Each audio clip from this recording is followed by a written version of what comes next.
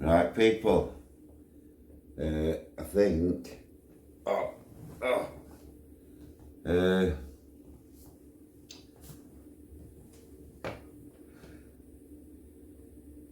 I've had to get myself set up so my legs are up, my feet are going blue. I don't know what that's all about.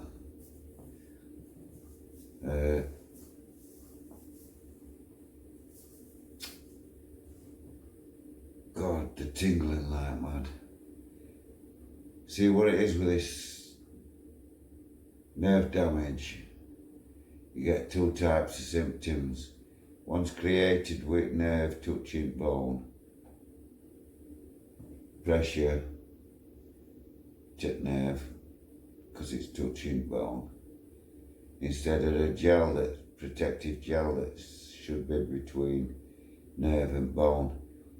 As vertebrae damaged and buckled, that protective gel seeps away, and then the nerve can touch the bone at that point.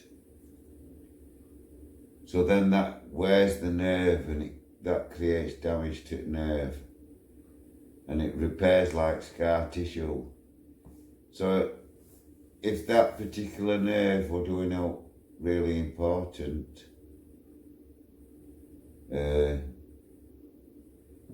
it creates two sets of symptoms. One with the pressure that were caused because of the touching the bone, and two, with the damage to the nerve. The tingling that I get right down the right hand side of my body, right down back of my arm, right down this side, right down this hand, right down the last three fingers on my hand, right down to tips of my fingers. If I try to put my hands up still, my hands are constantly twitching. And that's because it damaged to sciatic nerve because of how they do the operation. They can't help damaging it. Sometimes they do, sometimes they don't. It's how it is, isn't it? So that's how I knew that there were new symptoms, and that's how come I had that new MRI done. September just gone. That's when they discovered all this other damage. Well, I already discovered it before, and I kept telling them and telling them and telling them. So they sent me for one on in January, and they falsified that. So no happened. And then all of a sudden now, I've had the new MRI done.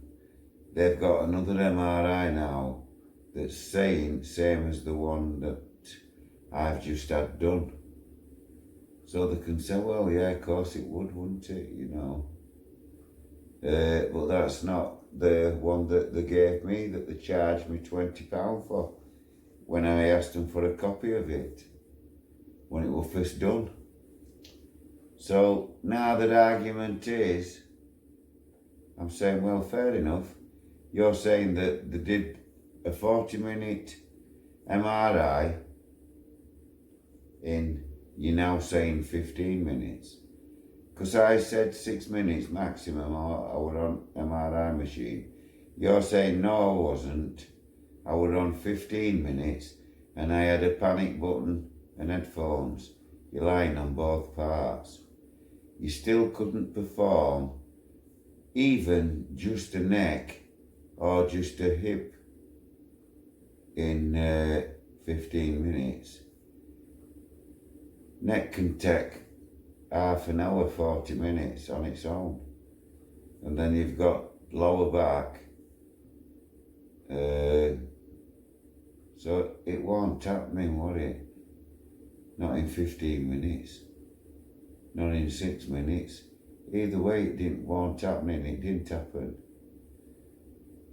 So that proves they falsified the report, and why the report is saying the same. So, right, fair enough, say, right, we can't prove that. Even though you've got proof of what I'm saying by your own reports. I'm sorry, people.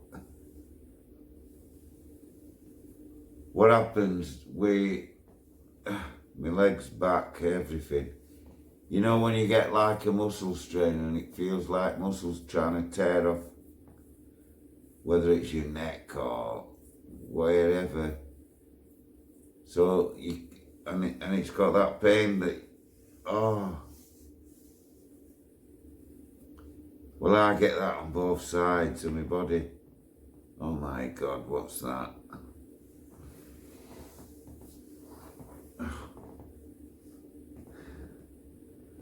I've got all mad bruising to both legs.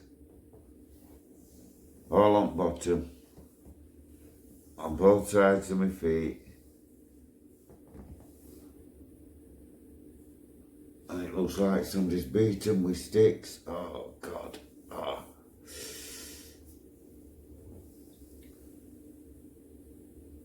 And when it does that and it spasms up,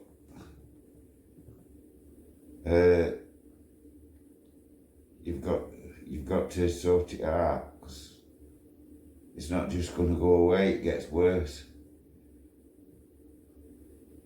Sometimes I wake up and half of my body is doing that. So I have to drag myself fall out of bed sort of thing, force myself onto my feet and forcibly move. So they're coming downstairs and hanging onto banister and wall and that, and getting into the bathroom. The physical effort of that usually sorts it out, and then I can walk about to make sure stop the tingling and the numbing, and because it's well, you know yourself what it's like when anything goes no. Well, imagine that on a regular basis, all depending on how you sat and where you sat. And it's actually easier for me usually to prop myself up on the breakfast bar, because then I can have a view outside. If anybody's there that I don't recognise, I normally have a loud, oh, sorry Pete, man. Oh my God, that's horrible that. I'm sorry people, but I get no warning when it's gonna happen. It just does. It does it more when I'm sat down than when I'm stood up. That's why I say it's easier at that breakfast bar over there. But all my arm and lower back and all this right hand side, because it like wrecks me as they shove me forward out at a police station.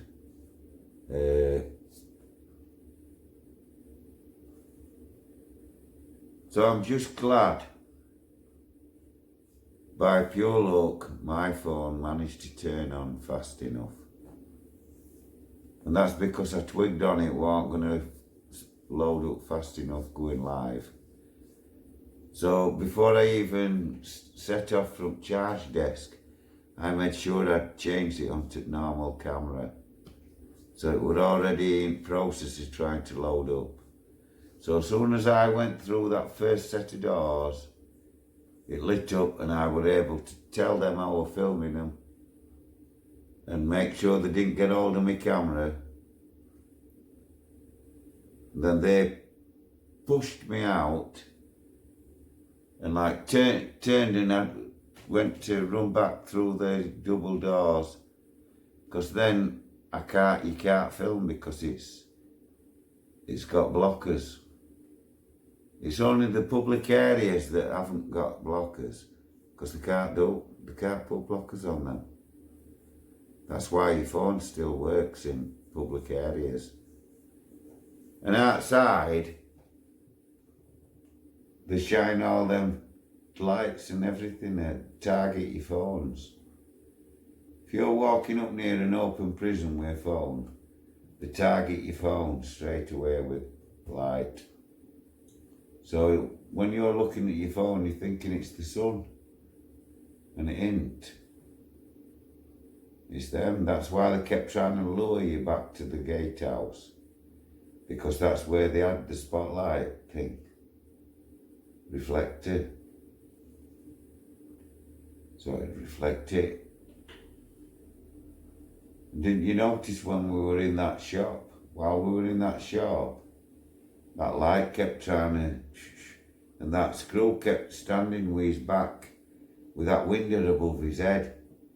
He knew they were shining that light through that window, because he knew that beam wasn't the sun. But I knew it won't affect him, because it won't hitting him. I could see the beam won't even hitting him. That's why I made a point of filming him and making him look a muppet. And what it is with the police and how they're reacting with both me and Sherlock Jones, it's all been very, very, very suspicious. And as I've pointed out, when I've been out with other auditors, I've pointed out particular cars that are following us. As soon as I spot them, I tell whoever that I'm with, I point the vehicle out, and then if it doesn't turn up again, I'll admit I'm wrong. Nobody's perfect, are they? We can't always be right. I know I'm getting more paranoid because I'm seeing more people that are just genuine fans.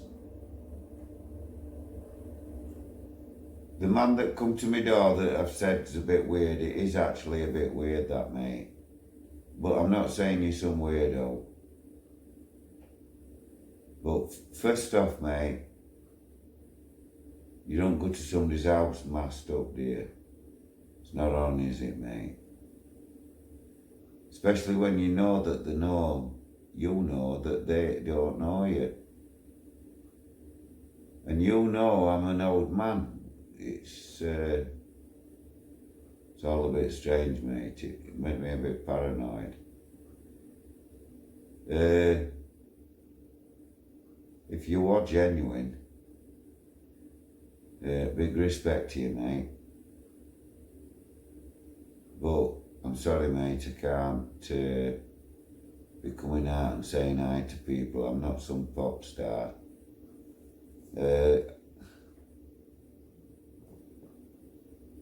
Like I say, if you were out town or wherever I was, because people do approach us on a regular basis, but like I say, in the middle of town or something like that, that's when they do it. And they'll come up and say, Ray, hiya.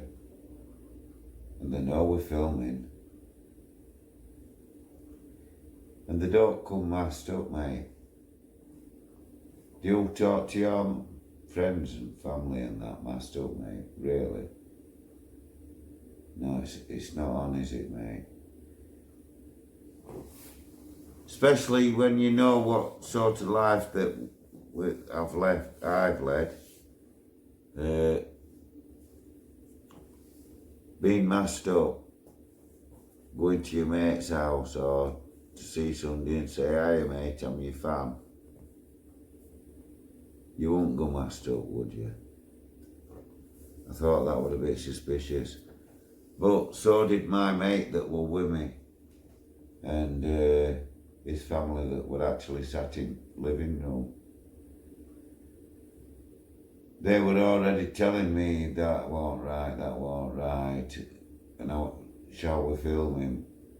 And I'm going, no, listen, no. the man's only saying I like, in all honesty.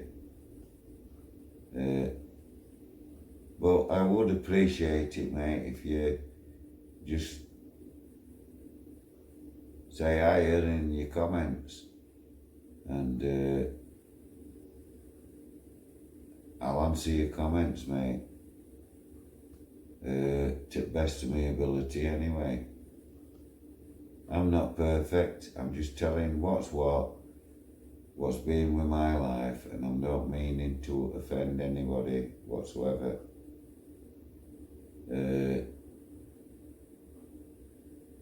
Because that life I've led, old school people couldn't be racist or anything like that because of the places that you'd end up, because of the prisons you get sent to. Oh my God.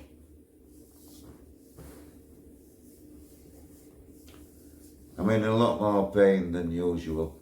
I'd like to just say at this point, now, it is 4:10 in the morning. I did try to go to sleep once, but I didn't have a prayer. I'm having to fight my doctor's practice, believe it or not. Because they say I've been on some sort of drug withdrawal program. And if I don't like it, I can leave the practice. So that's what I'm going to have to do. I'm going to have to leave the practice.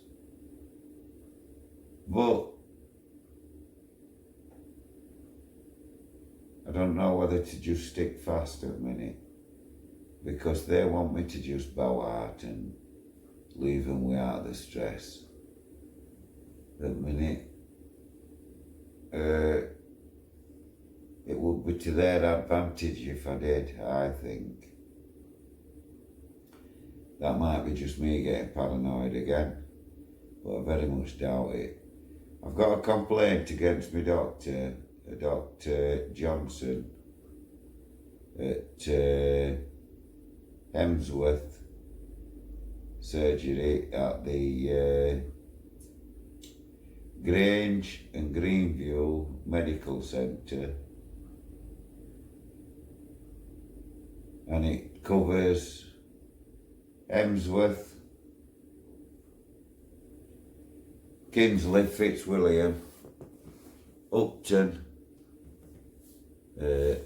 Abercroft, I said Upton anyway. Oh, I'm sorry people, but I've got no choice, I have to do this. My legs are cramping up, I don't know why. It's like I tell you, it's like muscle spasms. And it feels like muscles trying to tear off, whether it be your calf muscle, your neck. Oh my God. It's just easier when it's just like one leg like it is at the minute, my left. Before it was right, now it's gone onto the left. Before I didn't have any symptoms on left, and that's down to them new 3 bulging discs in my back. They're saying it's not worthwhile putting me through operation to mend discs in my back because at risk, because of my neck. I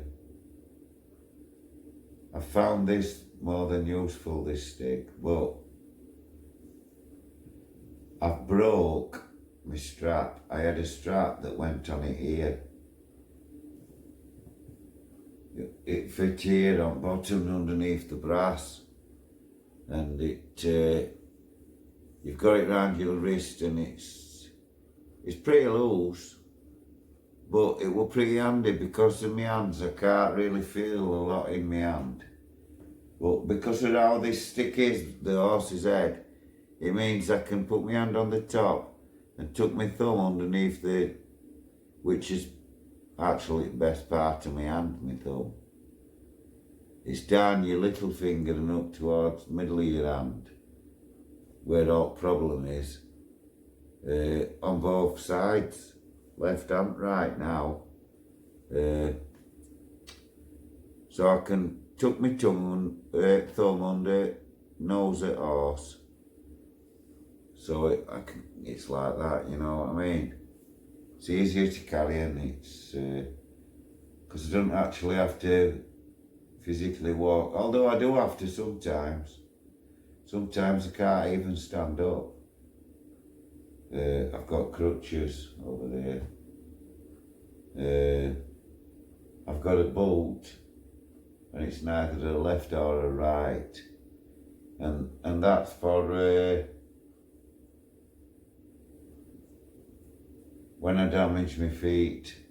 I damage my feet a lot because of my back, because it trapped nerve and everything else in different parts. It can catch the nerve at no particular time. You don't even have to be doing anything particular or bending in any particular manner. It just happens. And then it don't matter what you do, you just collapse. And as you can see at side of me here, I've got a massive radiator, and that gets red hot. And one day I went to get something from off the table here, and my back gave way and my neck gave way at the same time. And I like flopped down to the floor with my face on the side of the radiator, with my head down here, sort of behind the chair. And because of the design of the chair, I couldn't get back to the chair. And because when it does that, you can't actually, there's no pain from there, because there's just no feeling whatsoever. It's just shut that part of your body down. That particular part of your spinal cord that you've just trapped. And yeah, and